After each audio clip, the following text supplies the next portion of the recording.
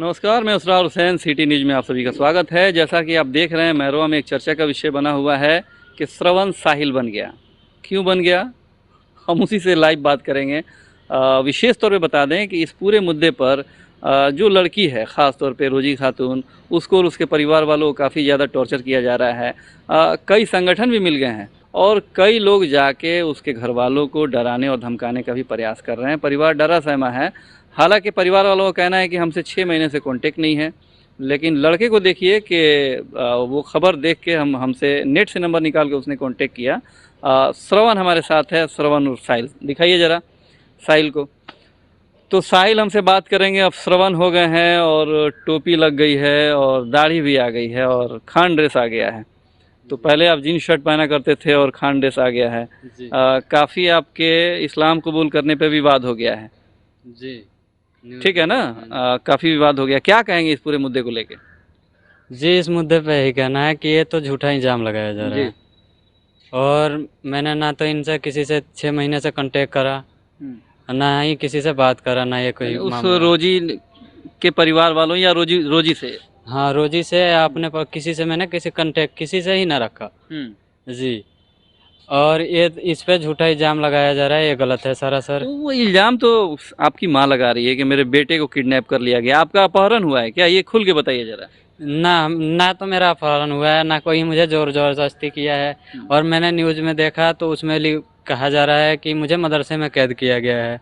तो मुझे तो मदरसे में भी कैद नहीं किया गया है। मैं दिल्ली लोनी में काम करता हूँ और आराम से अपना खाता पीता हूँ, आराम से रहता हूँ। अब मैंने न्यूज़ देखा तो मैंने आपसे नंबर नेट से निकाल के आपसे कांटेक्ट किया और फिर आपको यहाँ आके मैंने मिला। और ये हमारी मम्मी जो हैं नैना देवी, ये तो गलत काम है भाई, क्योंकि किसी को बदनाम करना गलत है। तो ये उनके जो रोजी खातून है और उनकी अम्मी जो रेहाना खातून है, इन पे इल्ज़ाम लगाया जा रहा है। क्योंकि मैंने इनसे ना बात किया ना कांटेक्ट किया, तो फिर ये मुझे कैद है, चाहे जो भी है, मुझे कैसे बनाएंगे। मैं अपने दोस्तों के साथ। अच्छा, वो रोजी से आपको प्यार था तो कब था? वो तो 6 महीना पहले हमसे झगड़ा हुआ था, जब घर वालों को पता चल गया तो फिर हमारे घर वालों ने नहीं माना। तो फिर हम अपने घर वालों की ही खुशी से हम लोग अलग हो गए। यानी कि पंचायती से वो घर से बातचीत हुआ, फिर आप लोगों ने इस मामले को ख़त्म कर दिया? जी, हमने ख़त्म कर दिया इस मामले को और हम अपने घर गए, अपने घर रहे और 4-5 दिन के बाद हम वहाँ से चले गए।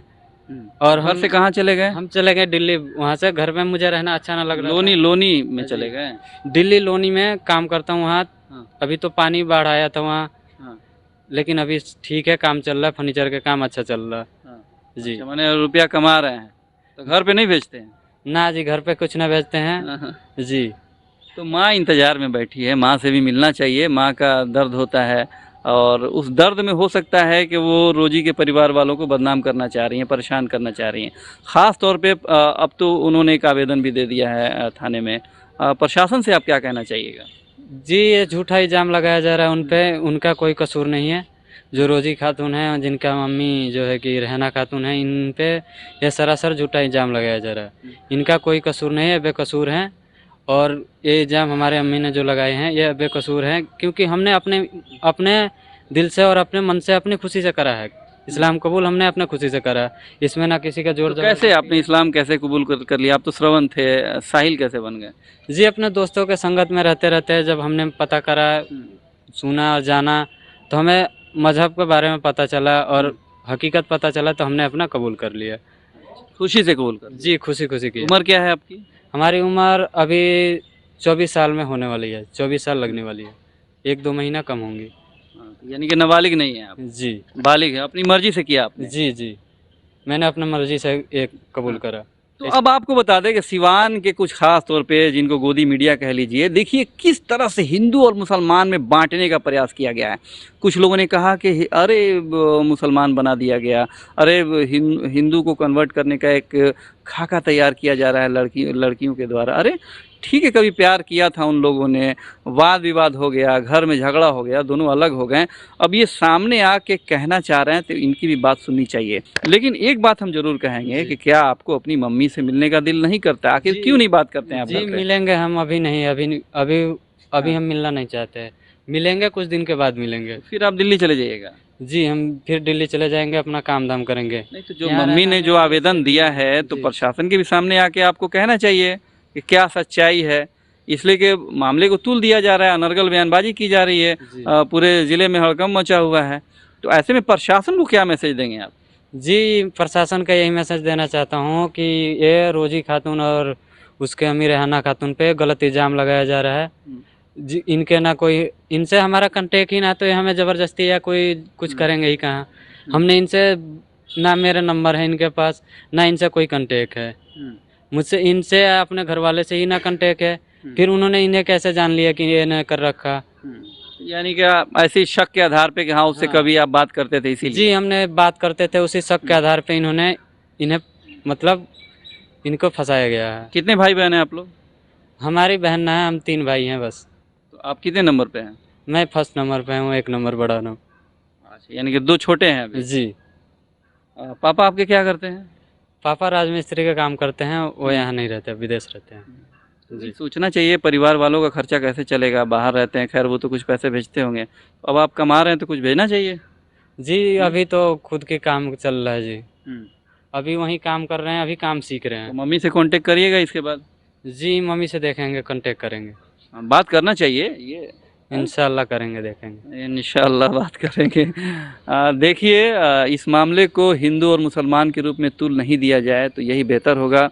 साहिल, सुरन और साहिल ने हमसे बात की, काफ़ी ये परेशान थे, फ़ोन पे भी काफ़ी घबराए हुए थे। इन्होंने कांटेक्ट किया और कहा कि हमें अपनी बात रखनी है। हम लोगों ने कहा कि बिल्कुल आप बात रखिए, आपकी बात आनी चाहिए। और प्रशासन से हम ख़ास तौर पे गुजारिश करेंगे कि आप इस मामले को देखिए और किसी को अनर्गल किसी भी मामले में फंसाया नहीं जाए। साहिल आपके सामने है, आप लोग इनसे कांटेक्ट कर सकते हैं, बात भी कर सकते हैं। और हम आपसे गुजारिश करेंगे साहिल कि आप घर जाइए, अपने माँ से भी मिलिए और सच्चाई सामने रखिए। अगर आप ठीक है इस्लाम कबूल कर लिए हैं तो आपको सच्चाई बताना चाहिए कि भाई क्यों कबूल किए आप, क्यों मुस्लिम हो गए। जी, हमने अपने खुशी से हुआ, अपने, हमें अच्छा लगा जी। हमें अच्छा लगा तो हमने अपने मर्ज़ी से हो गया, और इस न्यूज़ के माध्यम से हमारे घर वालों को तो पता चल ही जाएगा कि मैं मुसलमान हो गया हूँ, और पता तो ऐसे भी हो क्या गया। घर जाने से डर लगता है क्या कि वो कहीं घर वाले पीटने नहीं लगे इसीलिए नहीं जाते हैं? जी, घर वाले तो दबाव डालेंगे ही, जिसके भी हो, कोई भी हो, किसी के घर वाले हों, दबाव तो पूरी डालेंगे कि फिर वो जो है कि फिर आपस आ जाए, फिर वो जो था वही बन जाए। अच्छा, इसीलिए घर जाना नहीं चाह रहे हैं आप जी। कि फिर वो लोग आपको चाहेगा कि कहीं हिंदू मत बना दिया जाए। हाँ, फिर वो कोशिश तो पूरे लगाएंगे सब, जो भी हो। हाँ। फिर ये बजरंग दल और जो जितने दल बनाए जा रहे हैं, अफवाह फैलाए जा रहे हैं, हाँ। ये झूठा अफवाह फिर मुझे दबाव डालेंगे। हम्म। और भी है जो कि बदनाम करने के लिए बहुत। कहीं ऐसा तो नहीं है कि वो पाकिस्तान से सीमा हैदर आ गई अपने प्यार के लिए, अंजू चली गई पाकिस्तान अपने प्यार के लिए, तो जो लोग कह रहे हैं कि आप प्यार के लिए मुस्लिम हो गए हैं, ऐसी कोई बात है क्या? ना जी, ऐसी कोई बात ना है। अगर होता तो हम यहीं ना रहते, हमें दूर जाने की क्या ज़रूरत थी। उससे कांटेक्ट रखते, उससे बात करते, घर वालों से बात करते, मनाते। लेकिन ऐसा हमारे कोई बात ना है, ना मुझे उससे शादी करना है, ना मुझे घर वालों से मतलब है। मुझे किसी से मतलब नहीं रखना, मैं अपने अकेले जीना चाहता हूँ। जो अभी कानून के हिसाब से बालिग लड़का अपने अकेले रह सकता है, उस हिसाब से मैं अपना अकेले रहना चाहता हूँ। चलिए, हम दबाव तो नहीं कहेंगे बनाएंगे, लेकिन इतना ज़रूर कहेंगे कि आप अपनी माँ से एक बार बात कर लीजिए, हो सके तो मिल भी लीजिए, प्रशासन के सामने भी अपनी बात रख दीजिए ताकि सारे मामलों को का पटाक्षेप हो सके, क्लियर हो सके। लगता है कि क्लियर होना चाहिए। जी, हमें क्लियर करना है, क्योंकि दबाए किसी को ऐसे सताना ठीक बात ना है।